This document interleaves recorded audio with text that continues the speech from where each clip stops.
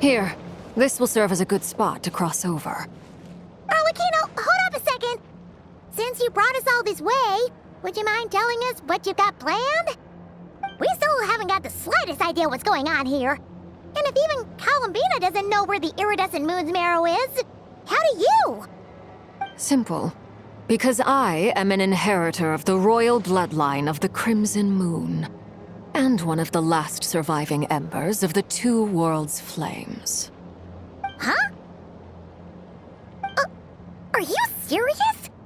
As in, you're a descendant of that Crimson Moon dynasty we were just talking about? The one from ancient Khaenr'iah? Your surprise is understandable. I was also taken aback when I first learned of it. But the more I thought about it, the more I realized the signs had been there all along. When I was young, I discovered I could wield a very special kind of fire. It coursed like blood through my veins and smoldered away inside my nerves.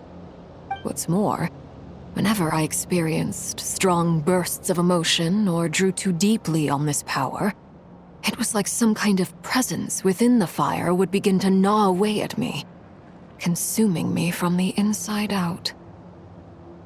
Exactly. That is why my hands are like this, too. At first, I saw it only as a curse, but once I became a harbinger, the jester apprised me of the truth. Together with my own investigations over the past few years, there are several things that I have gradually come to understand. For instance, take the so-called Crimson Moon. In truth, it is nothing more than the shattered remnants of the iridescent moon, fused with the abyss to prolong its lifespan. Since this blood flame was bestowed upon me by the Crimson Moon, it is a fusion of the iridescent moon's former power and the corruption of the abyss. You all understand the nature of the abyss well enough. I draw upon its power, and in return, it hungers for my soul. This strange blackness is the mark of corruption it has left behind.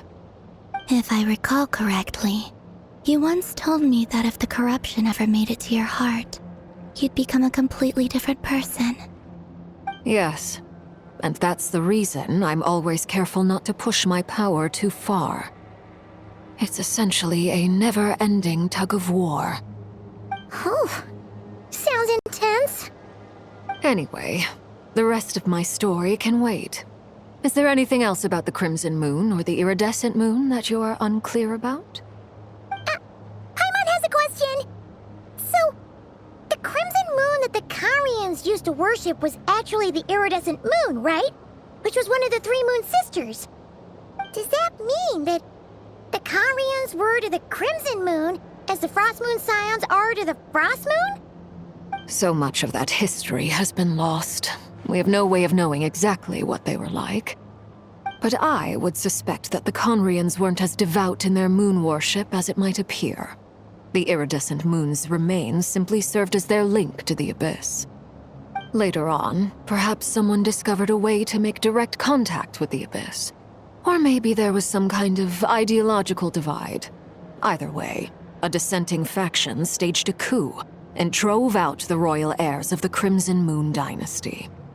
Still, even with the dark sun looming high overhead, the Crimson Moon's glow never truly faded. If you want living proof, it's standing right before you. The first time we met, I sensed something familiar in your presence. When I looked at you, I felt I could see that mysterious red moon in the corner of my eye. In your flames, I saw its broken image, surrounded by a strange black aura. Well, I appreciate that you kept it to yourself. Much about the Crimson Moon is still a mystery, and I'd prefer not to end up as the object of an insane research project. Anyway, time is against us here, so if there's any other questions, they'll have to wait. I just want to make sure I've got one thing straight. In her letter, Sandrone mentioned that since you are unable to contain the iridescent moon's marrow yourself, you intend to leave it in my custody. Correct?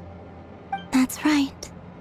For now, It's the only way I can pay you back for your help. The iridescent moon is already part of who you are. So with its marrow in your possession, you'll be even more powerful than before. Deal. Then let's get started. Get what started? What does this place have to do with the Crimson Moon? When I first became a harbinger, the Jester gave me a book called Khaenr'iah, also known as Leobranto Innamorato. You should be able to buy a copy next time you're in Fontaine. It's a love story set in the Crimson Moon era, but setting aside the tangled romances of its characters, it also records a few interesting details. In the Crimson Moon era, or so the story goes, there was an orphanage that received children from beyond the bounds of this world, and subjected them to a peculiar induction ceremony. Beyond the bounds of this world? For real? And what kind of induction ceremony? The Crimson Moon sages looked beyond this world for beings with powers that surpassed the gods. But fearing they might lose control, they subjected these children to a process of refinement. They made these children crawl up a fireplace and kept asking them, "Have you died? Did you see it?"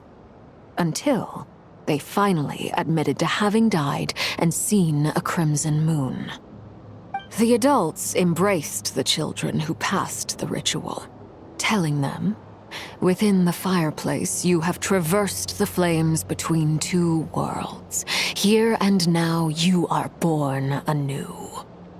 The book leaves much unsaid, but I suspect that this was their way of branding the children they had enrolled, leaving an indelible mark upon them so that they would forever live in the Crimson Moon's light.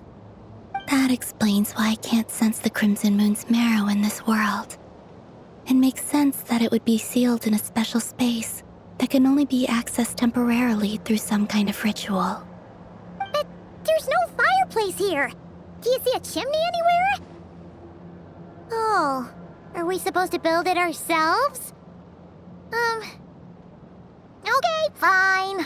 Paimon will go find some bricks. That won't be necessary. The fireplace is purely symbolic. The key to the ritual is crossing the flames between two worlds. In other words, the flames that burn within me. Those burned away by such flames leave behind a kind of ghostly afterimage in the world.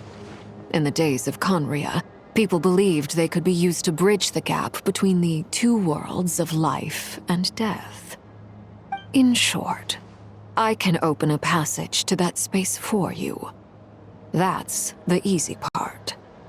The catch is I'll need to stay on this side to keep the passage open, so I won't be able to come with you. Once you're inside, you'll have to find your own way. Very well.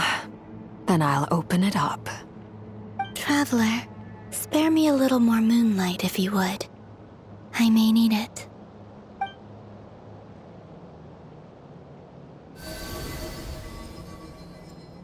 Thank you.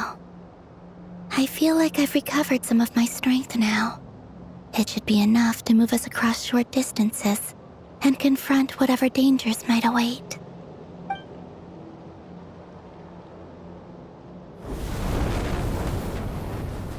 Mistress of the seven hues of ages past, great mother of the present, crimson-clad sovereign of the two realms, by fire severed, by fire renewed, I offer myself now and beseech your descent.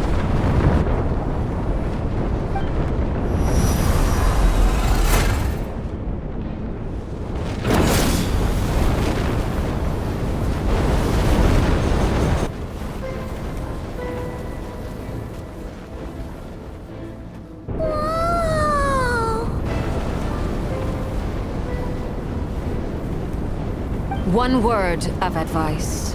As you're crossing over, no matter what voices you hear, do not answer. Got it. I sense a sinister gloom inside, but also the familiar light of the moon. I feel that I am about to meet an old friend who has changed beyond all recognition. All right.